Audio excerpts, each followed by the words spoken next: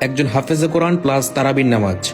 সারাটা দিন সিয়াম কিংবা রোজা পালন করে একজন হাফেজ সাহেব তারাবির নামাজে টানা ১.৫ ঘন্টার উপরে তেলাওয়াত করে আপনাদেরকে শোনান। সর্বোচ্চ সতর্কতার সাথে ২০ রাকাত নামাজ সম্পূর্ণ করেন। ওনাদের কষ্টের ওজন মাপতে পারবেন আপনি? কিংবা ভেবেছেন কখনো?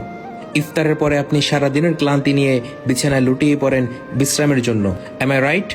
আপনি রাইট বললেও রাইট, আপনি রং বললেও রাইট। কিন্তু একজন হাফেজ চাইলেও ইফতারের পরে বিশ্রাম নিতে পারে না। সে কোরআন সামনে নিয়ে বসে যায়, শুরু হয় তারাবির প্রস্তুতি। অথচ সারাদিনের ক্লান্তি তার শরীরকে দুমড়িয়ে মুচড়িয়ে ভেঙে দিতে চায়, তবুও সে বিন্দুমাত্র বিশ্রাম করে না।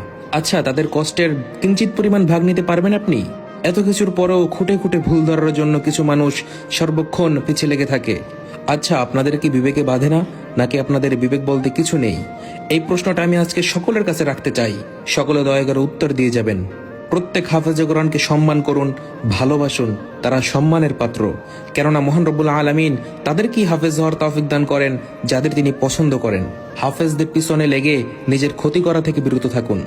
আল্লাহ রব্বুল আলামিন আমাদের সকলকে কোরআনে হাফেজদের মর্যাদা বুঝার ঘিলু দান করুক। আমিন।